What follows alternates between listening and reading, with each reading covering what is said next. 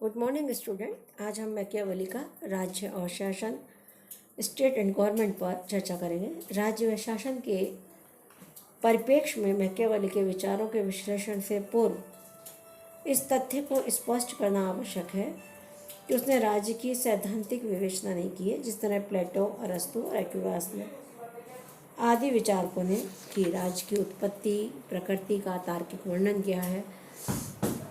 उस तरह का व्यवस्थित प्रयास मैकियावेली नहीं करते।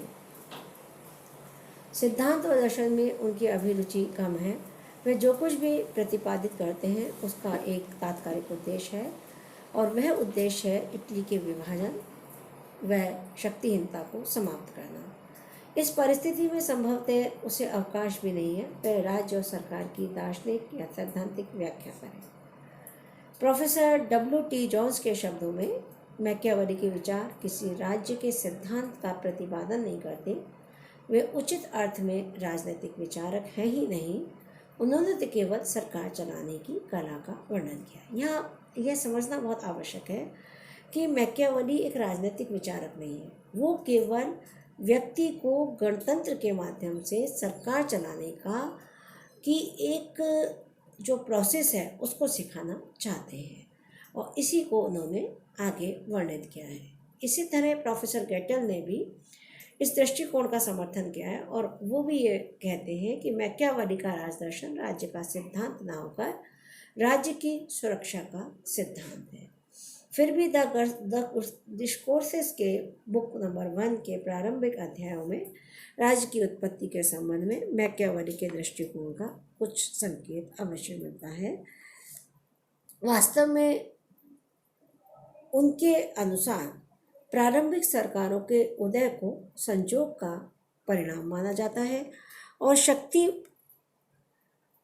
व भय राजनीतिक समाज के मूल आधार माने जाते हैं। अपनी स्वार्थी प्रवृत्ति के कारण मनुष्य प्रारंभ से ही परस्पर संघर्ष में संलग्न रहे हैं।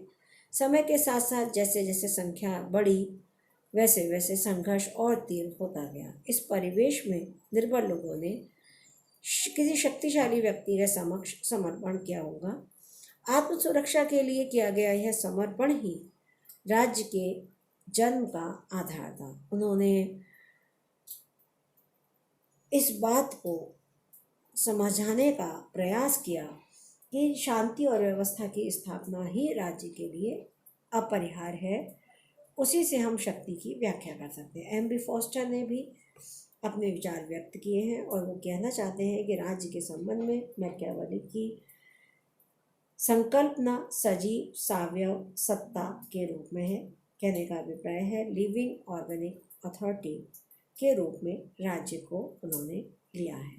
कोई भी राज्य विशेष संरचना के आधार पर संगठित होकर राज्य बनता है, जैसे कि शरीर अपने अंगों की विशिष्ट संरचना के आधार पर सावयव सत्ता का रूप धारण करता है। प्रोफेसर फॉस्टर ये भी स्पष्ट करते हैं कि राज्य के संदर्भ में यह संरचना उन कानूनों और संस्थाओं के लिए निर्मित होती है जिनके द्वारा लोगों पर शासन किया जाता है।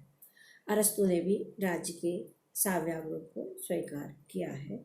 वस्तुतः मैकियावेली का मूल उद्देश्य अलग है। वह राज्य के सिद्धांत की विस्तृत विवेचना नहीं करते बल्कि राज्य चलाने की तकनीक का वर्णन करते हैं। ऐसी तकनीक जिससे राज्य इतना शक्तिशाली बन जाए कि वह अपनी सुरक्षा और विस्तार करने में आत्मनिर्भर हो जाए।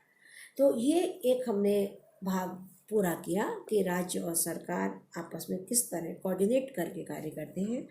अब मैकियावेली ने इस राज्य और सरकार की शासन प्रणालियों का विभाजन किया है और वह विभाजन उन्होंने 2 रूपों में बांटा है।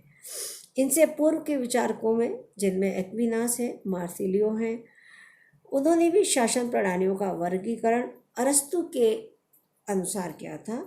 अरस्तु ने भी शासन तंत्र को 2 भागों में विभाजित किया था।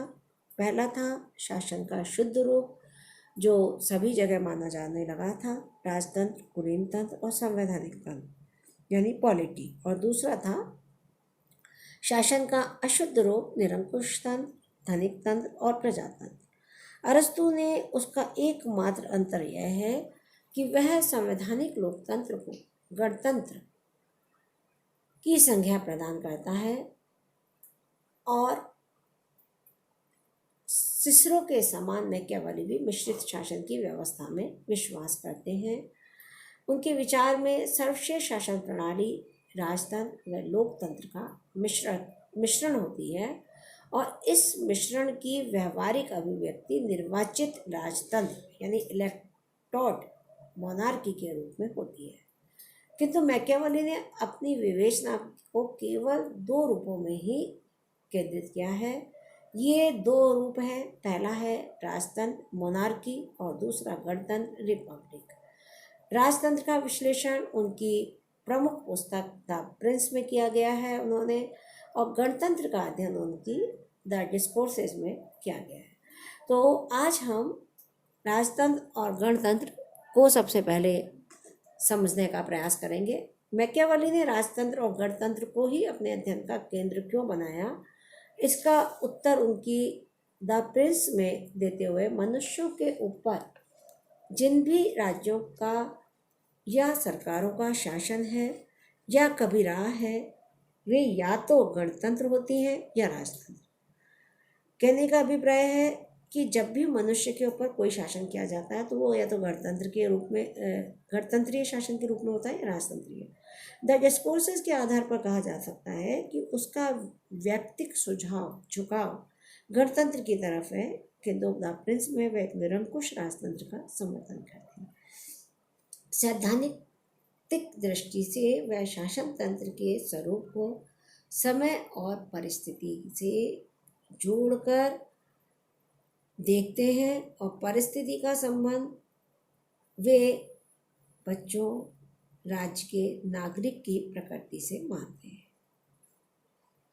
जब समाज में मनुष्य अपने सद्गुणों का त्याग कर देते हैं और निरंकुश राजतंत्र की स्थापना होती है, ऐसा राजतंत्र जिसमें तानाशाही की प्रवृत्ति हो, शासक निरंकुश हो और जनता के साथ अभद्रता करता हो, ऐसे राजतंत्र में सद्गुण तो अपने आप ही स्वतः ही समाप्त हो जाते हैं। तब सद्गुण विहीन जन समुदाय को शक्ति से ही संगठित रखा जा सकता है, ऐसा मैकियावेली का मानना है। दूसरी तरफ स्टूडेंट वो ये कहते हैं कि सद्गुण संपन्न जनता के समाज में गणतंत्र का अस्तित्व स्वाभाविक है, नेचुरल है कि अगर जनता सद्गुणी होगी, राज्य के आधार को समझेगी, व्यक्ति की भावना को समझेगी, तो वो अपने आप ही संगठित होकर के गणतंत्र का रूप ले लेगी। और प्रत्येक सद्गुण जाति में नहीं होता है, इसलिए प्रत्येक जाति गणतंत्र को नहीं अपना सकती, अतः शासन परिस्थिति सापेक्ष होता है। इसके अलावा यह भी हम बताना चाहते हैं कि समय और मानव गतिविधियां सतत परिवर्तनशील हैं, किंतु मनुष्य उसी अनुपात में अपने विचार और जीवन क्रम नहीं बदलता है। इस अंतर विरोध के कारण राजनीतिक व्यवस्थाओं का पतन हो जाता है। समय के साथ मनुष्य के गुणात्मक जीवन में भी ह्रास होता है, जिसके कारण व्यवस्थाओं का पतन और स्वरूप परिवर्तित स्वाभाविक हो जाता है। किंतु जब गुणात्मक जीवन अपने पतन के निम्नतम बिंदु तक पहुंच जाता है तो फिर उसमें सुधार की प्रवृत्ति शुरू हो जाती है। तो इस प्रकार शासन तंत्रों के परिवर्तनों की प्रक्रिया अच्छी चलती है और वह यह मानते हैं कि बुरी सरकार का पतन तो स्वाभाविक ही है, तो अच्छी से अच्छी सरकार भी लंबे समय तक नहीं चलती, क्योंकि कुछ समय बाद लोगों के सद्गुणों में कमी होने लगती है, जिसमें वे भ्रष्ट हो जाते हैं। अतः निरपेक्ष रूप से शासन तंत्र को सर्वश्रेष्ठ नहीं कहा जा सकता और गणतंत्र की वरीयता को भी वो मानते हैं। मैकियावेली अपनी प्रिंस के आधार पर निरंकुश राजतंत्र का समर्थन करने वालों को उस समय अपने दृष्टिकोण को परिवर्तित करने के विकल्प पर गंभीरतापूर्वक विचार करना पड़ता है, जब वे डिस्कोर्सेस में गणतंत्र के प्रति उसके लगाव को देखते हैं। यही कारण है कि मैकियावेली रोमन गणराज्य की भूरी प्रशंसा करते हैं और स्वशासन सेल्फ गवर्नमेंट और प्रगति प्रॉस्पेरिटी के माध्यम सीधा संबंध स्थापित करते हैं। यह वही लोकतांत्रिक भावना, डेमोक्रेटिक स्पिरिट है जो आगे चलकर उदारवादी जनतंत्रों का दार्शनिक आधार बनती है। 19वीं शताब्दी में जॉन स्टुअर्ट मिल ने अपनी पुस्तक द रेस्पेक्टिव गवर्नमेंट में इसी आधार पर लोकतंत्र का समर्थन करते हुए कहा था कि इतिहास इस बात का गवाह है कि स्वाधीन मनुष्य और उसका समाज निरंकुश शासन के अपेक्षा लोकप्रिय व्यवस्था से ही अधिक समृद्ध हुए हैं। अतः लोकतंत्र ही सर्वोच्च शासन व्यवस्था है। आज के व्याख्यान में